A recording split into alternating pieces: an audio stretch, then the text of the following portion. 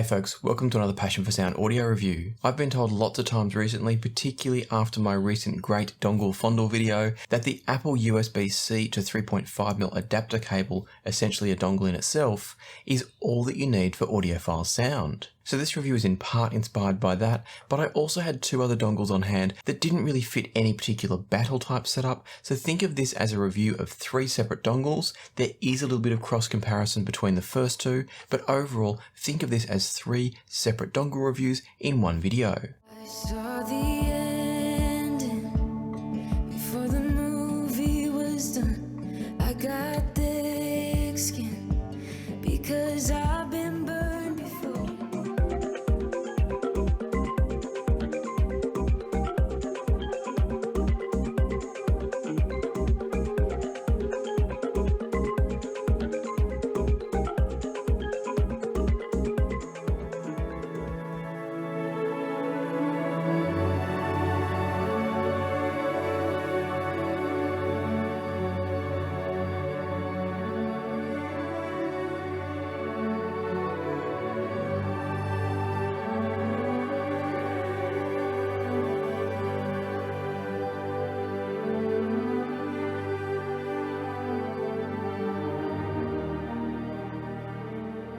If you're here because you're specifically interested in just one of these dongles, then please use the chapter markers to jump forward to the dongle that you're interested in. You don't need to watch the whole thing. They can be viewed as individual separate pieces. Before you do jump ahead though, I just want to mention that I've tested all of these in basically the same way. And that is to say that for the single-ended devices, I've used a couple of different IEMs and headphones, most notably the Shure EJ07M that I'll be reviewing very soon, the 7Hz Timeless that I've already reviewed, and also the Kiwi Ears Orchestra, which will be featured in the same review as the EJ07M. And that's because my current reference IEMs, the IE900s, are currently on loan to a patron here in Australia. And I should mention on that note that if you're interested in being able to access some of the gear that I keep and borrow it to take a listen for yourself, if you're in Australia, you can access what we call the gear library and get your hands on that gear. For overseas patrons, it's a little bit more difficult. It's not out of the question, but we do have to talk about costs. So if you're interested in getting your hands on some gear, do jump over to the Patreon page, check out the options there and see what you think. Just quickly while we're talking Patreon, I do also want to mention that I've started selling gear on Patreon as I've finished reviewing it.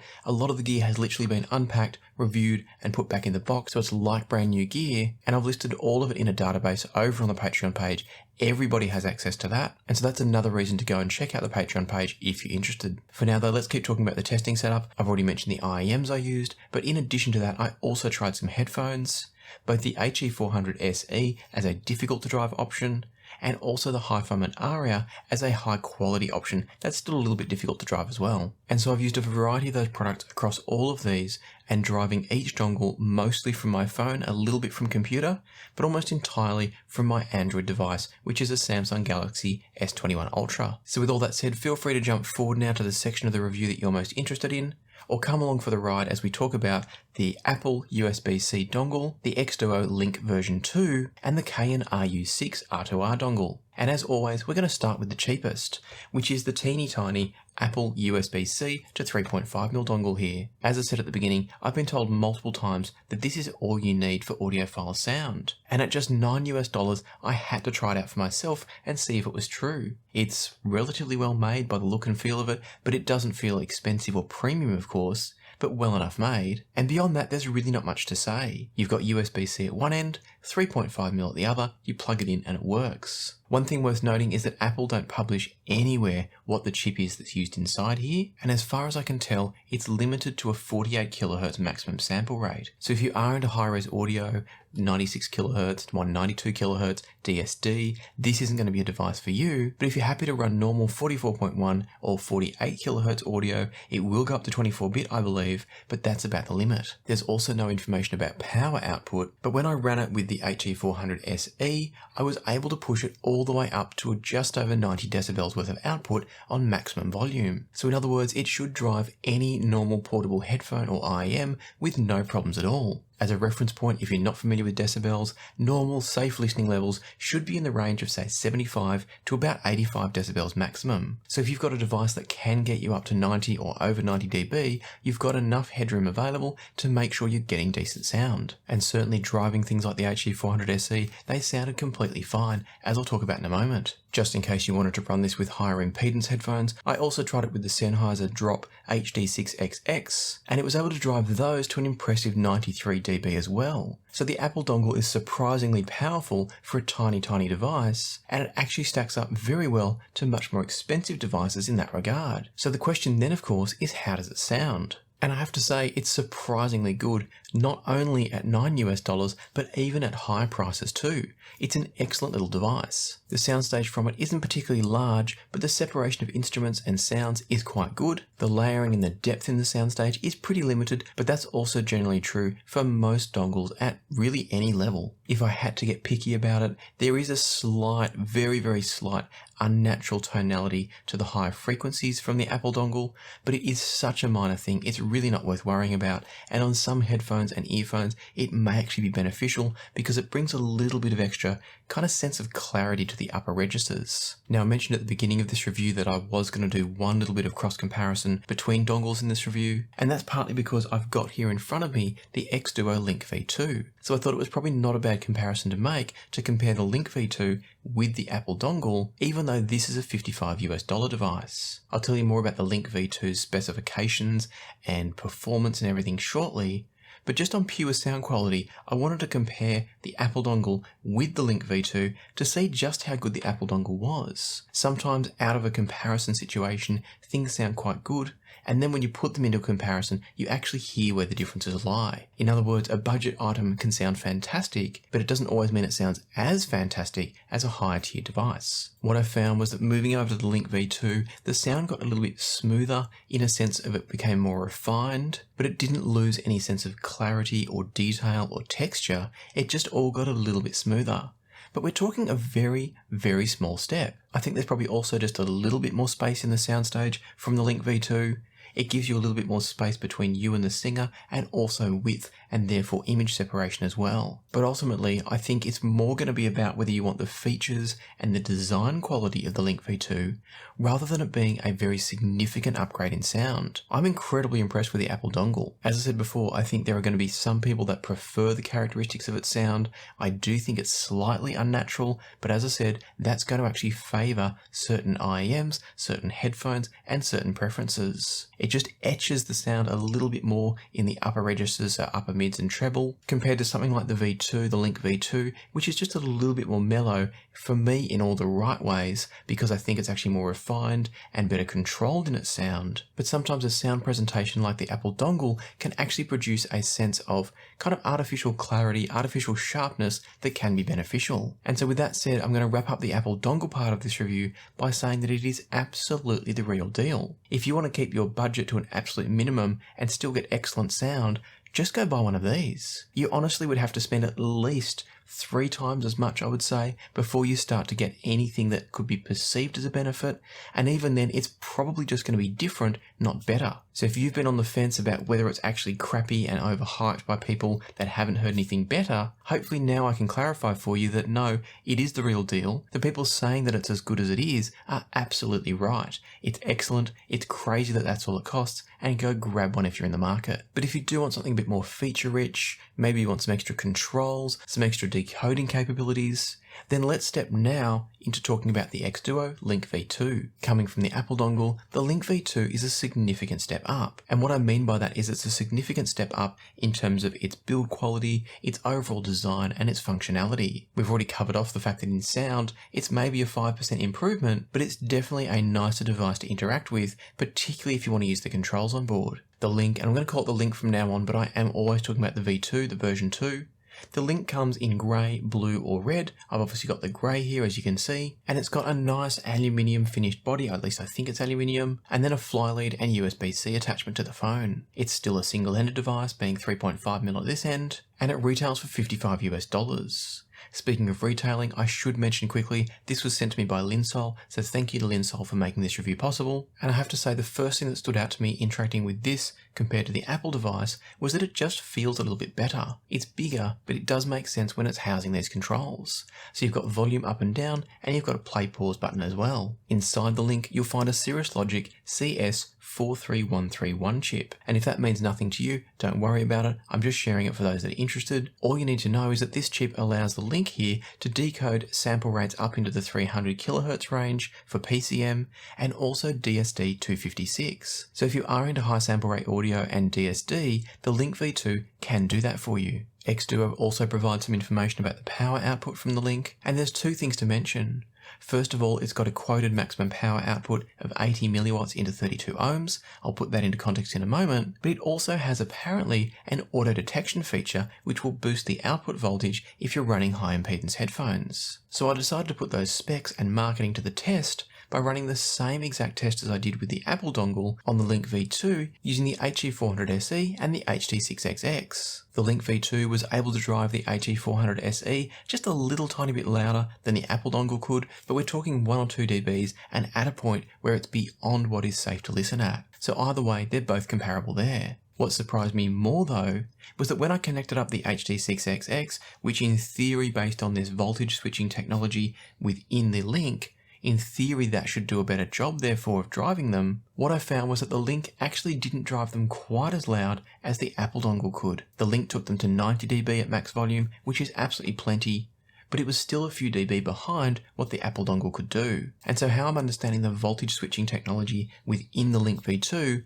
is probably more that it's conserving power when it's driving, say, a simple set of IAMs or a set of sensitive, low impedance portable headphones, and only boosting the power output when it's absolutely needed. It doesn't seem to be quite as powerful with those high impedance cans as the Apple dongle, but it's still got plenty, and if it's making power saving adjustments with low impedance cans, then that's a good thing as well. Either way, what matters to us is how it sounds in the end and how loud it can get. It can get loud enough, so let's now talk about how it sounds. I've already covered off the fact that up against the Apple dongle, there's only a minor, 4 or 5% improvement in the Link 2 coming from the Apple dongle. So in that comparison, what you'd be paying for is higher sample rates, a slightly nicer build quality, and the controls with the volume and the play pause button.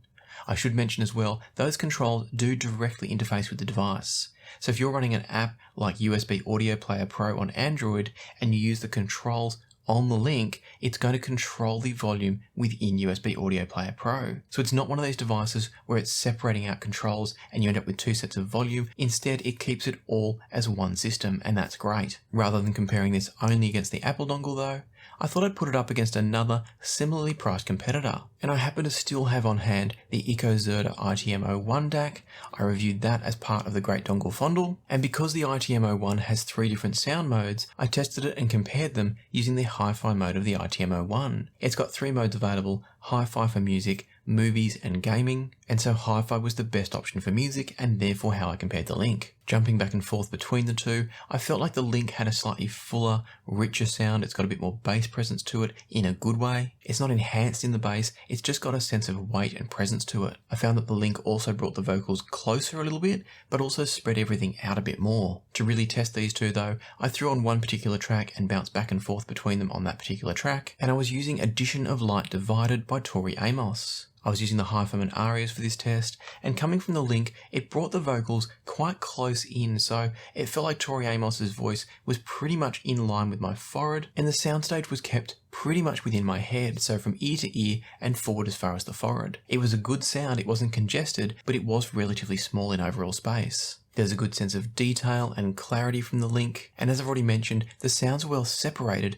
even though the overall soundstage isn't particularly large. Moving over to the Ikko Zerda ITM01 in hi-fi mode, and things sounded a bit flatter, both in terms of the soundstage, but also in terms of the dynamics. I like the ITM01, but I immediately felt like the Link version 2 is a stronger device. The ITM01 still provides detail and clarity, it's got a slightly drier sound, but somehow it's lacking a sense of the individuality of sounds that the Link produces. So the Link is somehow both smoother and also clearer to listen to. It's like it separates the sounds a little bit better, but still keeps everything very coherent. Part of that is probably the fact that I found that with the Zerda, it pushed everything further away from me as a listener, but it made everything quite flat and everything was kind of put at the same exact level. Whereas with the Link, the vocals, as I've already said, were brought forward in the mix a little bit, and then everything else was just more clearly separated, whilst everything was still quite smooth and very coherent. So personally, I think the Link V2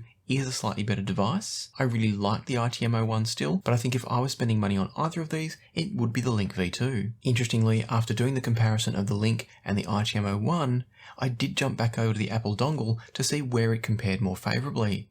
And I think the Apple dongle is closer in sound to the Link V2 than it is to the ITM01, meaning that it probably edges out the ITM01 just ever so slightly in overall sound quality. So again, the Apple dongle is very impressive. The Link V2 is just a little bit better in my opinion, but it's also $55 versus $9. So I'll let you work out where the value lies there. Whether you value the cheapness and the smallness of the Apple dongle, or the controls and the higher sample rate functionality of the Link V2. And so I'm going to wrap up those two here and move on to a completely different style of dongle now in the Cayin RU6. The RU6 is a $250 R2R based dongle, and I want to say a huge thanks to A1 Future Shop for sending me this unit to review. As you can see immediately, the RU6 is a pretty chunky device. If I hold it next to the Link V2, you can see there just how much bigger the RU6 is.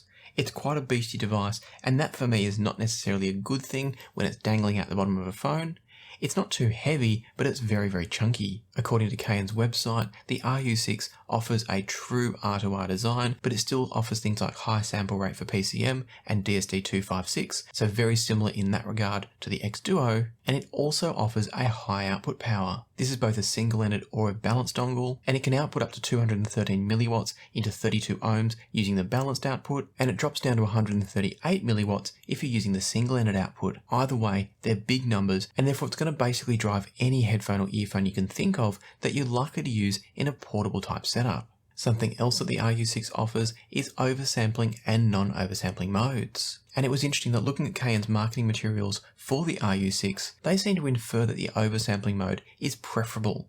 They've got this graphic that they show of a band playing, and the non-oversampling side of it is quite blurry, and then the oversampled side of the image is quite sharp and crisp. So I'm taking that to mean that they think oversampling is the better experience. But of course, I tested both, and I'll share with you in a moment which one I think is preferable. Before I get there though, let me cover off a little bit of extra stuff that came up during my testing that's not about pure sound quality. Firstly, I was finding when using the balanced output of the RU6 from my phone, and very importantly, I was using the supplied Cayin cable, which is in theory a shielded USB cable, I sometimes found that I was getting noise. Now this only seemed to happen from the balanced output and only with IEMs, but I heard it using both the 7Hz timeless and also the Shure EJ07M. What I was hearing was just a little bit of background noise of like the cellular information being transmitted by the phone while it was buffering the tracks. You couldn't hear it once the music kicked in, but it was definitely there on occasions. The challenge for me was I couldn't isolate exactly what the situation was that was causing the noise. Sometimes it was there, sometimes it wasn't. Moving the dongle around didn't seem to show any signs of it coming or going louder or softer, and sometimes there was no noise at all. So I really don't know exactly when it's happening, but do be aware if you're buying this to run a balanced set of IEMs,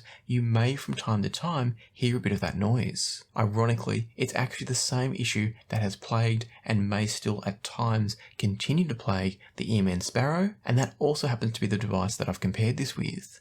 So when you're starting to play in that $200 to $250 range with balanced dongles, you are running into a market where some of them are going to have these issues with a bit of EMI noise, EMI being electromagnetic interference. So do be aware of that if you are looking at the RU6. For me, it's not a deal breaker, but for some people it will be. One other very mild annoyance that I have with the RU6 is that when you change volume, it actually interrupts the sound output for just a moment. It doesn't stop playback or anything like that, but there's just a microsecond of a break in the playback of the music. It's very minor, but it's just a disruption in my mind that I don't really want. What I mean is that whenever you press the volume button, whether it's up or down, there's just a split-second break in the sound, and then the sound continues. What that means is if you're increasing the volume by clicking the button one click at a time, then you're going to have multiple breaks in the music, and it's much better to click and hold the volume button. You get one break in the music, and then the volume goes up or volume goes down, and it goes slowly enough that holding the button down is quite safe to do. So this one's not at all a deal breaker for me. I don't see anyone not choosing this because of it, but it was a minor gripe that I had, and I think it would have been great if they'd found a way to implement the volume that didn't interrupt playback like that. While we're talking about volume control, something I haven't mentioned yet but you will have seen in the Glamour video is that the RU6 has this lovely little display on it. It switches off pretty quickly so it's not draining your battery, but it gives you nice access to the menu system to tell you if you're in oversampling or non-oversampling mode, high gain or low gain, and what volume setting you're on. So it's a really nice feature that we're starting to see pop up on a few different devices, but rarely anything quite this small. So I think that's really nice. Now, one final thing before we get to the sound quality is I want to talk about the power output. I've already mentioned the published stats for the RU6, but as I did with the other two dongles in this review, I also ran this with the HE400 SE and the HD6XX to see how loud it could get. And so as not to damage anything, I capped things out as it was starting to approach 100 decibels, and what I could see was that the RU6 would have comfortably driven the HE400 SE in low gain past 100 decibels, which is way more than you should ever need, and with the HD6XX, once again in low gain, it was going to hit about 100 dB comfortably. So you've got no problems for power. I hadn't even gone to high gain mode, and we were getting to dangerous listening levels. So with all that said, and having demonstrated that we've got plenty of power on tap, let's talk about the quality of the sound. The first test I did was to compare the non-oversampling versus the oversampling mode of the RU6. And for that test, I was using Dominoes by Lord. Starting off in non-oversampling mode, the sound was smooth and rich, but it didn't feel like it was lacking any detail. Everything was just really natural and enjoyable to listen to. Lord's vocal was nicely focused and had a good sense of texture and air in the vocals. And then switching over to oversampling mode changed the balance quite significantly. All of a sudden, instead of everything being focused on the vocals,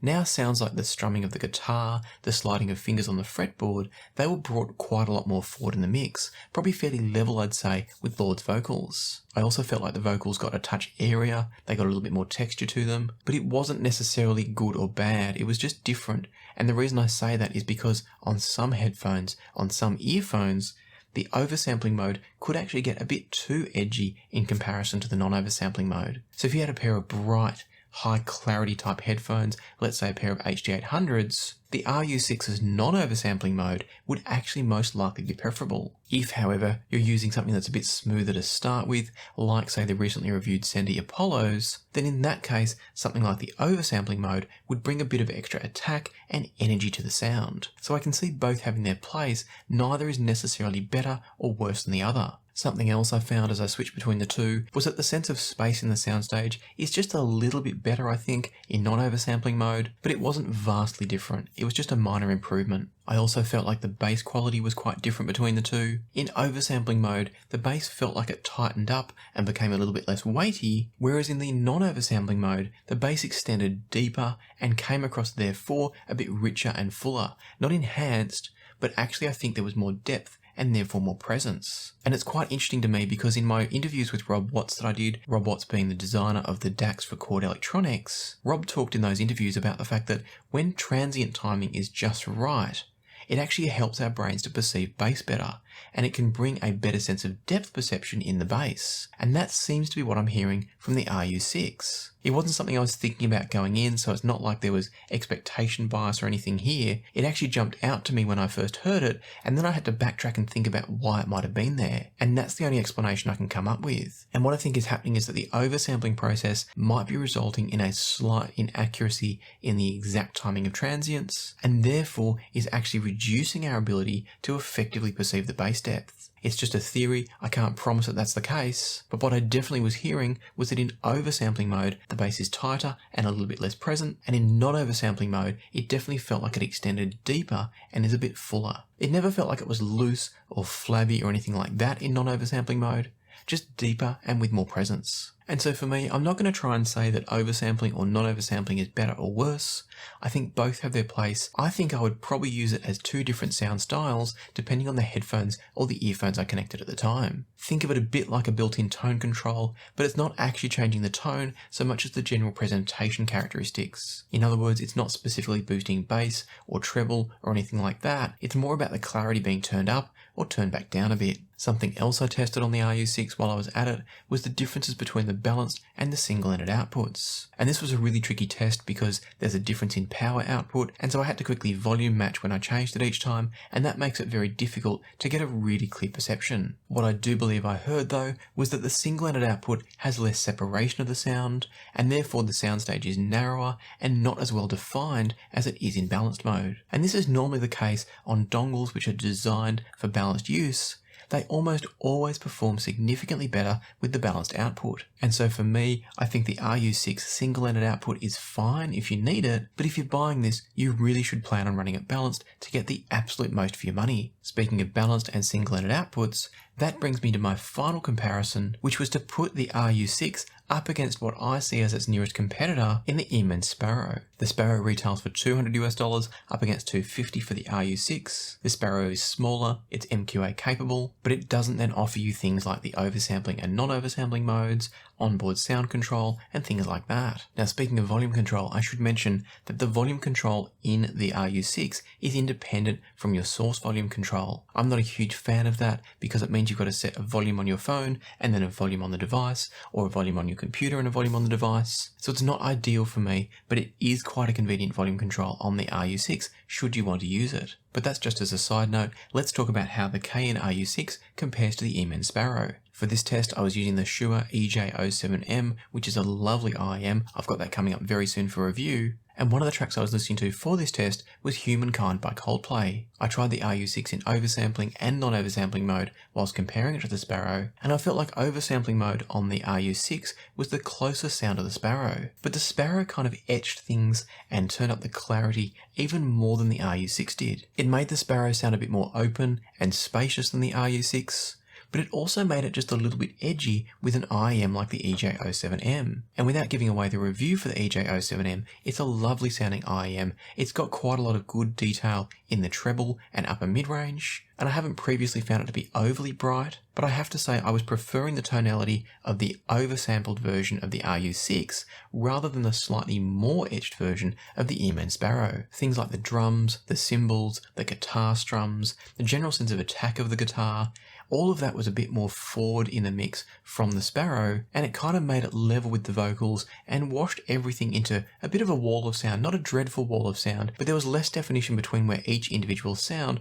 was placed in the mix. I felt like the RU6 brought the vocals forward of that just a half step. It wasn't a big difference, but it was just enough that I could hone in on the vocals if I wanted to, while still having everything else coherent around it. To me, with the EJ07s, the RU6 in oversampling mode was a slightly more natural sound. The Sparrow was still good, but I just think in general, the RU6 just comes across a tiny bit more natural. No doubt what I said before about certain synergies will apply again here, in that there'll be some IEMs and headphones where the Sparrow's extra sense of clarity and detail is going to be preferable. On the other hand, there'll be situations where the RU6 is preferable, particularly given that you can switch between non-oversampling and oversampling mode to boost or reduce that sense of clarity. Something else to mention is that the sound from the RU6, regardless of the mode being used, was a little bit fuller and a little bit punchier sounding. The Sparrow has a sense of cleanness and tightness that some people are going to prefer, but I think for me, having listened to the two, whilst they're both excellent and you can't really go wrong with either,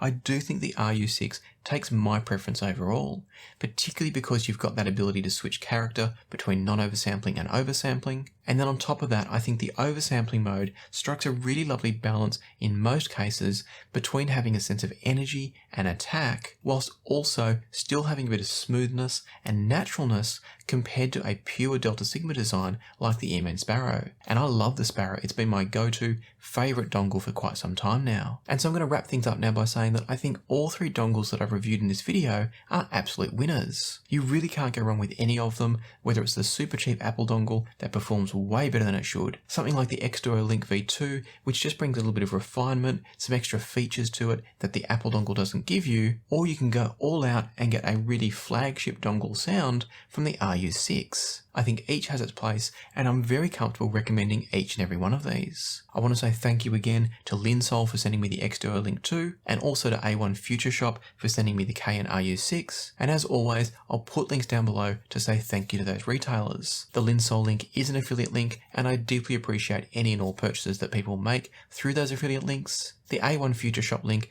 isn't an affiliate link, it's just a way of saying thank you. At the time of recording this, I don't know what sort of links I'm going to be able to find for the Apple dongle, so they may or may not be Amazon affiliate links. But just to reiterate, if you're not familiar with affiliates, any purchases you make using affiliate links here on the channel don't cost you anything extra, but it does provide a small percentage of each sale back to the channel. It's a huge help for me to allow me to buy other products for review, spend money on extra gear for the channel, and just generally improve my ability to put time and effort into reviews like this. So if you've enjoyed this review, I'd love it as always if you'd subscribe, ring the notification bell, hit the like button, and if you want to take that a step further, click on any of the affiliate links down below, have a look at my recommended gear list that's also available from a link down below, and buy anything that you need through an affiliate link to help support the channel. I deeply appreciate the support and look forward to bringing more videos like this to you with any funds raised. So thank you once again, but for now let me leave you to the music, so happy listening and I'll see you here next time on Passion for Sound.